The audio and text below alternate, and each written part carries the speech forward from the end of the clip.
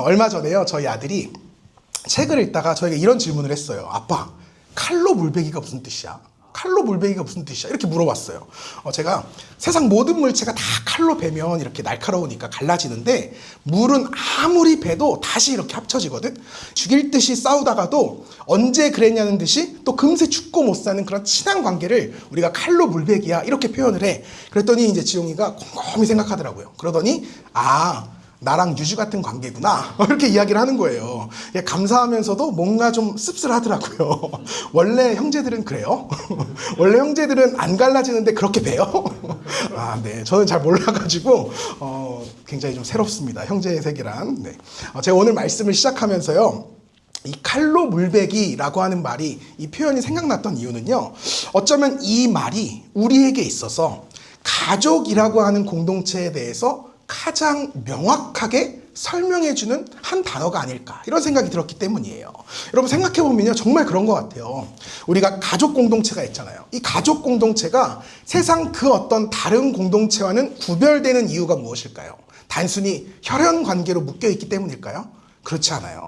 그것을 넘어서 가족이라고 하는 공동체 안에는 너무나 크고 분명한 특징 한 가지가 있다는 거예요. 그것은 바로 가족 중 서로가 서로에게 아무리 잘못하고 실수한다 할지라도 절대 갈라지지 않는 공동체, 아니 갈라설 수가 없는 공동체, 이게 바로 가정이라고 하는 사실이에요. 여러분 생각해 보세요. 아무리 꼴 보기 싫어도요, 지금껏 얼굴을 맞대며 살아가는 공동체는 가족밖에 없을 거예요. 어쩔 수 없어요. 우린 붙어 있을 수밖에 없잖아요. 친구도 안 맞으면 그냥 절교할 수 있고요. 회사도 나랑 정 안 맞으면 때려칠 수 있습니다. 세상에 뭐 각종 모임들 내 맘에 안 들면 그냥 그날부로 안 나가면 그만이에요. 하지만 가족은 달라요. 때로는 내 가족 때문에 너무너무 열받고요, 정말 미칠 것 같아요. 정말 너무 속이 상합니다. 심지어 그렇게 서로를 미워하고 다투면서도, 증오하면서도, 그럼에도 가족 없는 내 삶은 상상이 되질 않습니다. 마치 칼로 물을 베듯이 서로 아무리 가르고 또 갈라도요, 결국은 다시 하나로 합쳐지는 관계, 이것이 바로 가족이라고 하는 공동체가 갖는 정체성이고 특권이라는 거예요. 이렇게 보자면요, 주님께서 처음 교회를 세팅하시면서 이러한 가족 공동체의 모습을 본따서 창조하신 데에는 다 그럴 만한 이유와 목적이 있는 것 같아요. 교회 공동체 역시요, 우리 가정처럼 칼로 물베기의 관계로 그렇게 엮인 공동체라는 것입니다. 그래서 우리는 교회 공동체를 가리켜서 다른 말로 뭐라고 부르죠? 교회 식구라고 부릅니다. 가족이라는 거예요. 아무리 배워도 절대 갈라지지 않는 관계, 언제 그랬냐는 듯이 다시 하나로 합쳐져 있는 관계, 이것이 바로 교회 식구라고 하는 말의 참 의미라는 것입니다. 이러한 내용이 고스란히 담겨있는 성경 말씀이요, 오늘 우리가 함께 읽은 본문 말씀이에요. 바울 사도가 성도들로 하여금 예수님을 믿고 변화된 크리스천의 삶의 모습은 이래야 한다, 그 모습은 어떠한 모습인지에 대해서 우리에게 잘 설명을 해주는데요, 그 구체적으로 설명해주는 내용 중에 하나가 오늘 우리가 함께 읽은 13절 말씀이에요. 우리 13절 말씀만 다시 한번 읽어볼게요. 읽겠습니다. 시작. 누가 누구에게 불만이 있거든 서로 용납하여 피차 용서하되 주께서 너희를 용서하신 것 같이 너희도 그리하고. 아멘. 이 말씀의 배경이 이래요. 골로새 교회가 세워진 이 골로새라고 하는 지방은요, 바울 당시에는 조금 쇠퇴한 도시이긴 했는데 과거에는 큰 무역 도시이자 교통과 사상의 교류지였어요. 이 동서의 사상이 교류되던 교착지였습니다. 그래서 굉장히 다채로운 사람들이 한데 어울려서 살아가던 지역이었어요. 그러니까 우리가 함께 읽지 않았지만 11절 말씀을 보면요, 이것을 우리에게 잘 설명해 주고 있어요. 제가 읽어드릴게요. 거기에는 헬라인이나 유대인이나 할레파나 무할레파나 야만인이나 수구디아인이나 종이나 자유인이 차별이 있을 수 없나니. 아멘. 당시 골로새 지역에는요, 헬라인, 곧 이방인이라고 불리는 그리스 사람들도 살았고요, 유대인들도 살았습니다. 또 그냥 유대인만 산 것이 아니라 그 유대인 안에는 예수님을 내가 아무리 믿는다고 해도 이 유대교 전통에 따라서 할례는 받아야 됩니다 라고 주장하는 할례파 크리스천들도 있었고요, 반대로 이제 그러한 옛 율법은 더 이상 우리가 연연할 필요 없이 예수님이 말씀하신 새 율법만 지키면 됩니다 라고 주장하던 무할례파 크리스천들도 있었어요. 뿐만 아니라 그 지역에는요, 당시 문명을 거부하고 여전히 초원 속에서 말 타고 달리면서 원시적인 모습으로 살아가는 스구디아인들도 있었고요. 반대로 도시 속에 살아가던 이 골로새 도시 속에 살아가던 문명인들도 있었습니다. 또 그 도시에서 살아가는 시민들 중에는 모두가 같은 신분이 아니라 종도 있었고요. 주인도 있었습니다. 그러니까 한마디로 정리하자면 이 골로새에 모여있는 모든 사람은요, 서로가 서로를 도무지 이해할 수 없고요, 받아들일 수조차 없고요, 정말 이제 한데 섞일 수 없는 사람들, 이 사람들이 지금 다 함께 모여서 골로새라는 도시에서 살고 있었다는 거예요. 그러니 여러분, 이 사람들의 관계가 어떻겠습니까? 당연히 별로였겠죠. 너무 불편하지 않았겠어요? 서로가 서로를 바라볼 때 도저히 내 상식으로 이해할 수 없는 인간이 지금 이 인간인 거예요. 여러분 생각해 보세요. 당신 어떻게 할례를 안 해? 그 반대편에서는 당신 어떻게 할례를 해? 이 겹쳐지지 않는 평행선을 달리는 대화만 이들 가운데 가득한 거예요. 타협점 없는 대화입니다. 그런가 하면요, 백화점에 가서 정장사 입고 다니는 문명인들도 있었고요. 도시인들이요, 사냥해서 동물 가죽 찢어서 입고 다니는 자연인이랑 서로가 서로를 어떻게 용납할 수가 있겠어요? 어떻게 이해할 수가 있겠어요? 그러니 늘 서로가 모이면요, 서로에게 불평만 쌓이고요, 불만만 가득해지는 거예요. 서로를 용납하고 용서하는 일은 도저히 불가능한 공동체였다는 것입니다. 그래서 그런 그들에게 바울 사도가 지금 이렇게 권면하는 거예요. 누가 누구에게 불만이 있거든 서로 용납하여 피차 용서하되 주께서 너희를 용서하신 것 같이 너희도 그리하고, 너희도 그렇게 하고. 너희들 가운데 당연히 불만이 있을 것이다. 당연히 서로를 용납하기가 불가능할 것이다. 하지만 적어도 너희 예수 믿는 사람들만큼은, 크리스천들만큼은 그들을 먼저 용납하고 나아가 용서해 주어야 하지 않겠니? 마치 하나님을 떠나서 하나님과 원수되었던 너희들을 예수님께서 십자가에 달려 죽으심으로 너희의 모든 죄를 이유 없이 용서해 주신 것처럼 너희도 너희와 맞지 않는 그들을 용납하고 용서하는 마음에 품어야 하지 않겠니? 그런데 여기서요, 바울이요, 굉장히 놀라운 한마디를 해요. 그들을 용서하기 위해서 우리가 반드시 해야 할 것이 있는데 그것이 무엇이냐? 이해, 납득, 관용, 보통 이런 것들이 필요하거든요. 근데 바울 사도가 이렇게 권면해요. 이 모든 것 위에 사랑을 더하라. 이는 온전하게 매는 띠니라. 아멘. 누군가에게 불만이 생길 때요, 그것을 용납하고 용서하는 방법이 무엇이냐? 우리의 생각처럼 그 사람을 이해하는 것이 아니라 사랑하는 거라는 거예요. 여러분, 우리는요, 늘 왜가 중요해요. 왜? 이건 뭐 TF 상관없어요. 우리에게는 늘 왜가 중요해요. 도대체 너 왜 그런 거야? 너 도대체 나한테 왜 그랬니? 나 좀 납득시켜봐. 나 이해하면 내가 너 용서해 줄 수 있을 것 같아. 도대체 왜 그랬어? 왜? 우리는 늘 왜가 중요해요. 왜냐하면 그 사람을 이해하면 용서할 수 있을 거라고 생각하기 때문이에요. 그러나 여러분, 상대가 아무리요, 논리정연하게 내가 누가 언제 어디서 어떻게 왜 이래서 너를 이렇게 너에게 잘못할 수밖에 없었어, 이렇게 논리정연하게 이야기한다고 해서요, 그 사람 정말 이해할 수 있을까요? 그 사람 정말 용서할 수 있을까요? 아니요. 불가능한 일입니다. 그랬구나. 너가 잘못할 수밖에 없는 이유가 있었구나. 내가 너를 이해하고 용서할게. 우리에게는 그럴 수 있는 선한 마음이 존재하지 않는다는 거예요. 우리는 이해는요, 절대 용납과 용서의 근거가 되지 못합니다. 우리가 사랑하는 사람이 생기잖아요. 여러분 중에서 이제 사랑하는 사람이 지금 있는 분도 있고 이제 앞으로 생기실 분도 있잖아요. 그 사람을 사랑할 때요, 그 사람을 이해해서 사랑하나요? 그 사람을 다 이해하니까 그 사람 사랑할 수 있는 거예요? 서로를 완벽하게 이해하니까 내가 이 사람 용납하고 용서할 수 있나요? 아니요. 평생을 함께 산 부부도요, 서로가 서로를 다 이해하지 못해요. 죽을 때까지 우리는 결코 타인을 이해할 수 없습니다. 우리는 그런 존재예요. 타인은 내가 아니기 때문이에요. 내가 아무리 가까워도 내가 아니에요. 그래서 우리는 타인을 평생 이해할 수 없습니다. 하지만 그런다고 함께 못 사나요? 결혼한 부부가 이해하지 못한다고 같이 못 사나요? 사랑하지 못하나요? 이해와는 별개라는 거죠. 이해가 아닌 사랑으로 그 관계를 유지해 가는 겁니다. 사랑이요, 허다한 잘못을 덮어주는 거예요. 이게 사랑의 힘이고 신비이고 능력입니다. 바울 사도가 지금 골로새 교회 성도들에게 이 말을 하고 싶은 거예요. 너희의 이웃들을 이해하려고 하지 말고 상식적인 방법으로 용납하고 용서하려고 하지 말고 다만 사랑하라는 거예요. 다만 사랑해. 어떻게? 예수님께서 나를 사랑해 주신 것처럼 그렇게 너도 너의 이웃을 사랑하라는 거죠. 우리가 그렇게 예수님의 마음으로 서로를 사랑해야 한다는 겁니다. 다시 말씀드려요. 그들을 이해하는 것이 아닙니다. 이해해서는 불가능해요. 우리가 이해가 아닌 사랑할 때, 그들을 사랑할 때, 그때 비로소 결코 한데 묶이지 않을 것 같은 골로새 사람들과의 관계가 온전하게 맺어질 수 있다는 것입니다. 오직 사랑만이 그들을 온전하게 메워주는 강한 띠의 역할을 감당해 준다는 겁니다. 한국 컴패션의 대표인 서정희 목사님께서 고맙다라는 책을 쓰셨거든요. 이 책에 보면 이런 이야기가 나와요.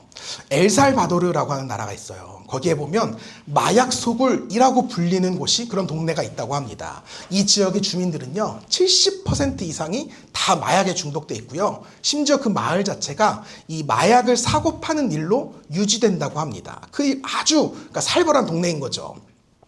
그런데 그곳에 어느 목사님께서 교회를 개척하셨대요. 그리고 컴패션하고 이제 연계해가지고 어린이 사역을 시작하셨답니다. 공짜로 먹여주고 놀아주고 재워주고 공부까지 가르쳐주니까 자연스럽게 당연히 그 동네 아이들이 이 교회로 몰릴 수밖에 없지 않겠어요?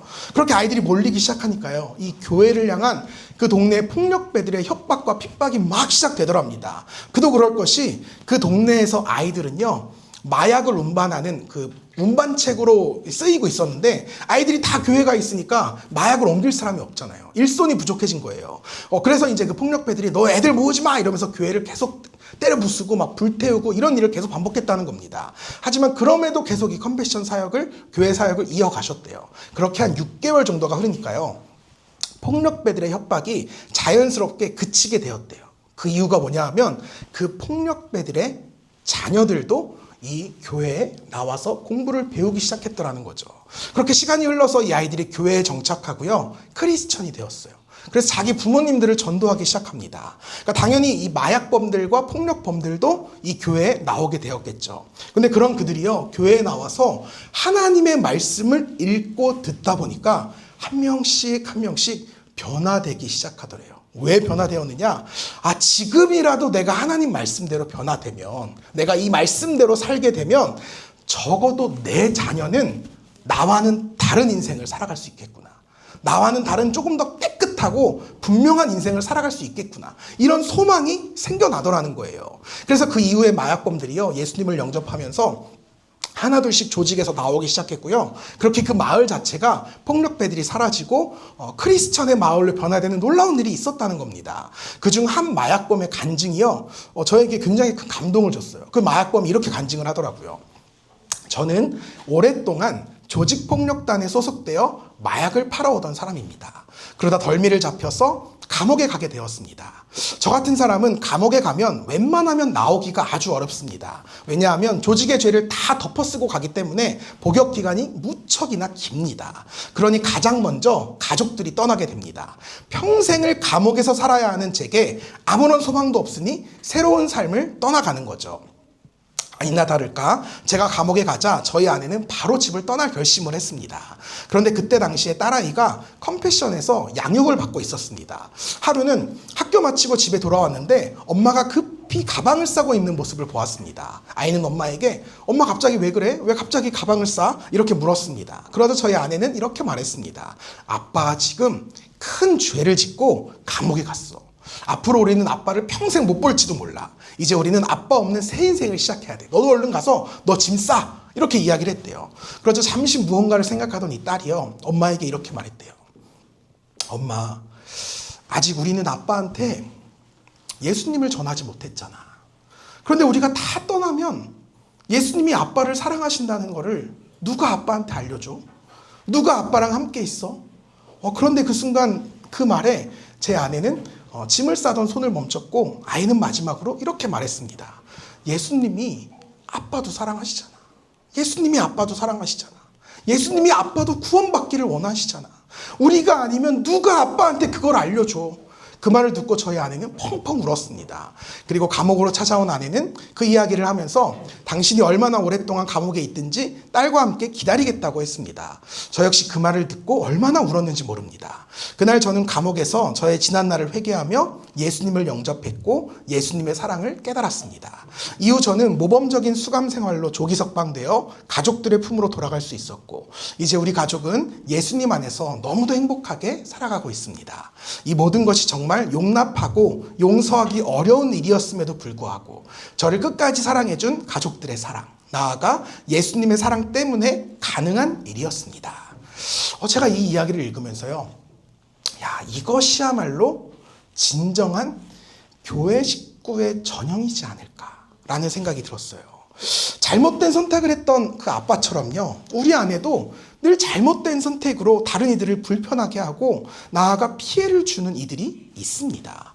저 사람 진짜 왜 저러지? 저 사람은 도무지 내 이해할 수가 없어. 이런 생각이 드는 사람이 반드시 있습니다. 지금 그 사람이 떠오르지 않으면 그 사람이 바로 나예요. 난 겁니다. 그 사람이 내 머릿속에 떠오르지 않으면 내가 빌런인 거예요. 중요한 사실은요, 그 사람도 분명히 예수님께서 나만큼 사랑하시는 사람이라는 거예요. 우리가 그들의 잘못과 실수마저 용납하고 용서할 때 그때 비로소 그들은 나의 용서와 우리의 용서와 용납을 통해서 자신을 향하신 그 주님의 뜨거운 사랑을 체험하고 경험할 수 있게 된다는 거예요. 그렇게 우리가 함께 주님의 사랑을 누리며 살아가는 교회 공동체, 교회 식구, 그런 교회를 우리가 꿈꿔야 하지 않겠습니까? 이 모든 것 위에 사랑을 더하라. 이는 온전하게 매는 띠니라. 오직 사랑만이 우리를 온전하게 메어주는 줄 믿습니다. 사랑하는 성도 여러분, 교회 식구가 된다는 것은 이런 거예요. 무언가 거창한 게 아닙니다. 그저 서로가 서로를 조금씩만 용납해 주는 거예요. 계속 앞에서 바스락거리지만 용납해 주는 거예요. 서로를 조금씩만 더 용서해 주는 거예요. 너무 저격했어요? 편집할게요. 여러분, 가족의 정체성이 뭐라고 했죠? 칼로 물베기, 칼로 물베기. 아무리 다투고 싸우고 갈라서려 해도요, 그렇게 되지 않아요. 금방 화해하고 다시 하나가 됩니다. 그게 가족이에요. 여러분, 마찬가지로요, 우리가 한 교회 안에서 함께 교회 생활을 한다 보면요, 정말 내 마음에 드는 놈 한 명도 없어요. 야, 저 인간 진짜 왜 그러냐? 저런 사람도 하나님은 사랑하실까? 야, 저런 사람이 있는 곳이 천국이라면 나 진짜 천국 가기 싫다. 이런 마음이 들 때가 왜 없겠어요? 이게 솔직한 우리의 심정입니다. 하지만 그럼에도 불구하고요, 그 사람과 나와 어떤 관계냐? 칼로 물베기의 관계라는 거예요. 우리는 한 공동체예요. 뗄래야 뗄 수 없는 공동체입니다. 여기까지 가야 우리가 진정한 교회 식구, 한 교회 공동체를 이루게 되는 것입니다. 저는요, 특별히 저희 아이들을 기르면서요, 하루에도 수십 번씩 그런 마음을 더 품는 것 같아요. 아이들이 생각보다 빨리 와서 이 이야기를 좀 스킵해야 되나 싶은데 아마 이 땅에 현존하는 모든 부모님들은 다 공감할 거예요. 야, 도대체 쟤는 왜 저러냐? 나는 어릴 때 안 그랬던 것 같은데 쟤는 누굴 닮아서 저런 거야? 이런 마음이 왜 없겠습니까? 도무지 이해할 수 없잖아요. 정말 그냥 가끔씩 보기만 해도 열받을 때가 있어요. 근데 만약 제가 저희 아이에게요, 그런 마음이 계속 든다고 한들 그 마음을 계속 제가 품고 살아갈 수 있나요? 아니죠. 풀어야죠. 칼로 물베기 해야 되는 거예요. 가급적 오늘 안에. 오늘 잠들기 전에 다 털어내야 됩니다. 그래야 내일 아침에 또 일어나서 언제 그랬냐는 듯이 웃으며 안아줄 수 있기 때문에 그래요. 그래야 새 날을 함께 행복하게 시작할 수 있기 때문에 그래요. 성경이 우리에게 이렇게 증거하거든요. 분을 내어도 죄를 짓지 말며 해가 지도록 분을 품지 말고. 분을 내어도 죄를 짓지 말며 해가 지도록 분을 품지 말고. 여러분, 이 말씀을요, 우리가 진짜 잘 봐야 돼요. 성경이 우리에게 절대 화내지 말라고 이야기하지 않아요. 화내는 게 죄가 아니라는 거예요. 우리는 화날 수 있어요. 분노할 수 있어요. 사람이기 때문이에요. 하나님이 주신 자연스러운 감정입니다. 하지만 화는 낼지언정 죄는 짓지 말라는 거예요. 화는 낼지언정 죄는 짓지 말라는 거예요. 화를 오래 품고 있으면 그게 죄가 된다는 겁니다. 그래서 죄를 오래 품지 말라는 거예요. 비록 화가 난다 할지라도 적어도 오늘 밤 잠들기 전에는 그 화난 감정을, 분노의 감정을 다 털어내라는 겁니다. 용납하고 용서하고 내일부터 또 다시 사랑하라는 거예요. 이게 성도의 삶이라는 겁니다. 여러분 옆에 한번 교우들 한번 이렇게 둘러보세요. 한번 얼굴 쓱 한번 보세요. 쓱 한번 보세요. 눈 안 마주쳐도 돼요. 쓱 보세요. 나랑 다 달라요. 진짜 나랑 다 달라요. 외모도 다르고요. 성격도 다르고요. 자라온 환경도 다르고요. 하는 일도 다 달라요. 그러니까 어쩌면 나랑 안 맞는 게 당연한 거예요. 오히려 나랑 맞으면 그게 더 이상한 거예요. 분명 서로 잘 안 맞는데 자꾸 너 나랑 너무 잘 맞아 이렇게 하잖아요. 그거 분명히 이단 아니면 사입입니다. 아니면 사기꾼이에요. 내가 봐도 너무 안 맞는데 자꾸 맞는다 그러면 그건 더 이상한 거예요. 여러분 지금 옆에 있는 사람이 나랑 진짜 안 맞는다? 여러분 지극히 정상적인 교회 생활을 하고 있는 거예요. 여러분 기억하세요. 교회는요 서로 다른 존재들이 모인 공동체입니다. 저에게 상담을 요청하는 대부분의 고민이요, 교회 안에서 관계의 문제가 너무 어렵다는 거예요. 관계의 문제가. 목사님, 세상에는 나랑 잘 맞는 사람들이 그래도 덜어 있는데 유독 교회에는 어떻게 나랑 맞는 사람이 한 명도 없죠? 세상보다 교회에서 인간관계 하는 게 더 어려워요. 이런 말을 할 때가 많습니다. 여러분 근데 그게요 당연한 거예요. 이건 진짜 당연한 거예요. 세상 모든 모임에는요 다 목적이 있어요. 우리가 야구장 가잖아요. 다 우리 편이에요. 삼루만 빼고 다 우리 편이에요. 그러니까 삼루만 빼면요 다 나랑 같은 편이에요. 그러니까 처음 보는 사이에도 내적 친밀감이 가득해요. 그러니까 처음 만나도요 같이 손잡고 우와 할 수 있는 거예요. 또 우리가 막 조기축구에 가잖아요. 웬만하면 다 잘 맞아요. 왜냐하면 좋아하는 게 같으니까. 관심사가 같잖아요. 애초에 축구 좋아하는 사람들끼리 모인 건데도 가서 축구 좋아하세요? 나도 축구 좋아하는데 이러면서 서로 좋아하는 모임이 조기축구예요. 그러니까 나랑 맞는 모임이라는 거예요. 심지어 여러분 회사에 가도요 얼추 나랑 비슷한 성향의 사람들이 덜어 있어요. 종종은 아니고 덜어 있어요. 왜냐하면 평생 같은 전공, 같은 계열에서 일하는 사람들이기 때문에 서로 엇비슷한 게 있을 수 있어요. 그러니까 사회에서는 걔중 나와 비슷하고 잘 맞는 사람들이 덜어 있어요. 덜어 있습니다. 비교적 그 사람들을 찾는 게 쉬워요. 근데 교회는 달라요. 여러분 교회는요 서로 다 다른 사람들이 모인 거예요. 관심사도 다르고요, 취향도 다르고요, 야구팀도 다 달라요. 우리 교회만 해도 몇 개 팀이 있는지 모르겠어요. 이 작은 공동체 안에 몇 개 팀이 있는, 10개 팀이 다 있는 것 같아요. 왜냐하면 교회는 애초부터 사람 보고 오는 곳이 아니기 때문이에요. 교회는요, 하나님 보고 오는 곳이잖아요. 그러니까 우리가 다 서로를 바라보고 여기에 모인 것이 아니라 주님 보고 여기 모인 거예요. 그러니까 하나님 보고 여기 왔는데, 하나님 뵈러 왔는데 둘러보니 여러분이 있는 거예요. 여러분을 뵈러 왔다가 주님을 만나는 게 아니라 주님 보러 교회에 왔는데 옆에 둘러보니까 이런 인간이 또 있네. 이게 교회라는 겁니다. 애초에 서로가 서로에게 목적이 아니었던 거예요. 그러니까 당연히 나랑 안 맞습니다. 나랑 안 맞아요. 불평이 나오고요. 불만이 생겨요. 용서가 안 돼요. 그냥 학시. 전부 다 학시 아저씨가 되는 거예요. 잘했죠. 나 이거 연습 많이 했어. 학시. 나 이거 2박 3일 연습했어요. 다 학시 아저씨가 되는 거예요. 그럴 때 우리가 어떻게 해야 한다? 이 말씀 마지막으로 한번 같이 읽으면 좋겠어요. 다시 읽겠습니다. 시작.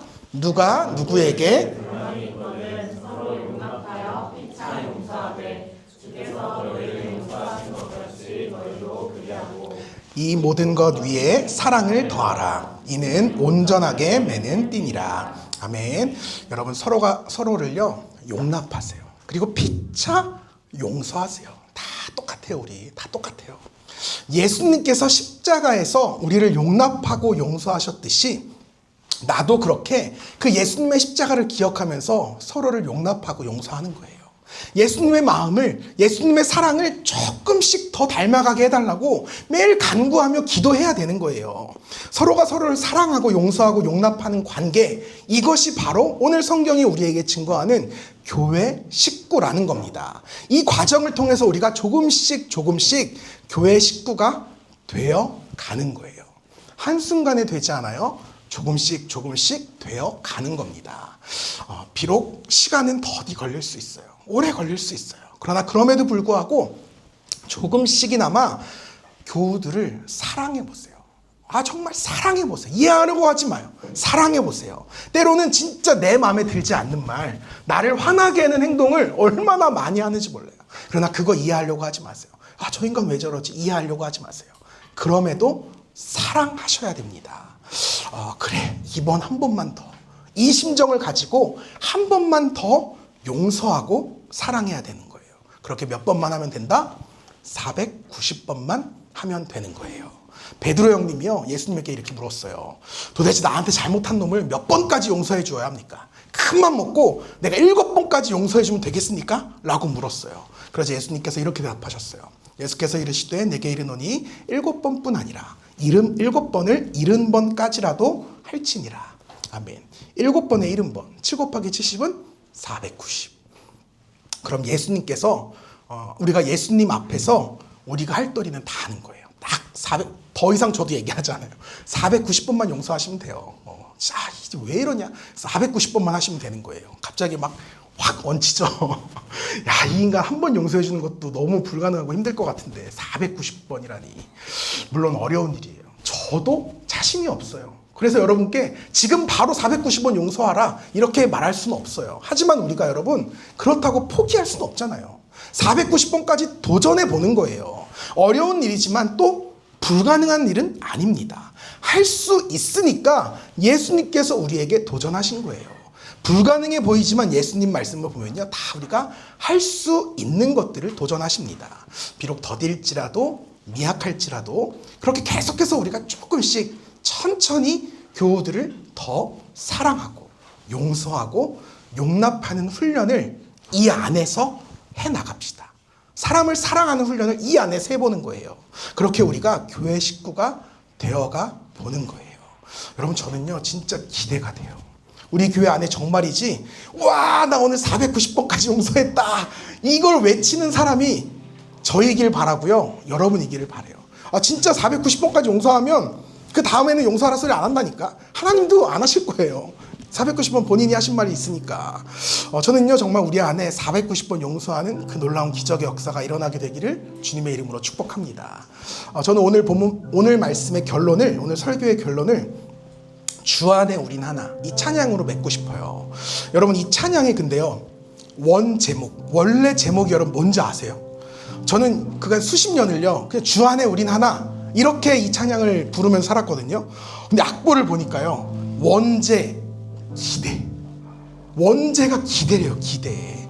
여러분, 우리가 서로 다 다르잖아요. 그러니 다 내 마음에 안 들고 다 별로예요. 그러니까 매사에 서로가 서로에게 불만이 생기고 화가 나고 다투는 거예요. 근데 여러분, 우리가 이제 다 예수 믿고 구원 받았잖아요. 거듭났잖아요. 이 새 사람이 되어서 주 안에서 서로를 용납하고 용서하고 사랑하고 사랑과 선행으로 서로를 격려하고 축복하고 따스하게 보듬어가고. 여러분, 이거 너무 꿈 같은 얘기예요? 이거 너무 불가능할 것 같아요? 세상에 진짜 그런 교회가 있을까 싶으시죠? 그러니까 기대한다는 거예요. 기대.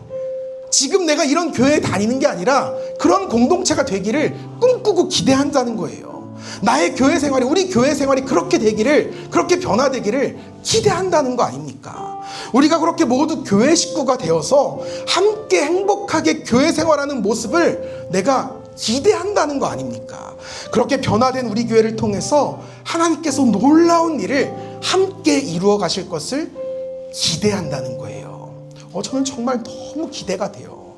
저와 여러분, 우리가 하나의 교회 식구가 되어서 이 교회 안에서 함께 천국을 이루어가는 그런 너무너무 행복하고 가슴 뭉클한 그런 신앙생활을 할 수 있으면 너무 행복하지 않겠어요? 내일 교회 가서 또 천국을 경험할 수 있어. 교회 생각만 해도요 평일 5일간의 그 모든 모진 고통을 다 이겨낼 수 있어. 오늘만 참으면 내가 교회 가서 또 천국을 경험할 수 있어. 우리가 이런 교회를 기대해야 되지 않겠습니까? 저는 우리 교회가 그런 교회가 되었으면 좋겠어요. 저는 우리 공동체가 그런 공동체가 되었으면 좋겠습니다.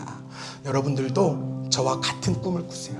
저와 함께 같이 기대하시고요. 이 기대 속에서 행복한 교회 생활을 누리는 우리 모두가 되기를 주님의 이름으로 축복합니다.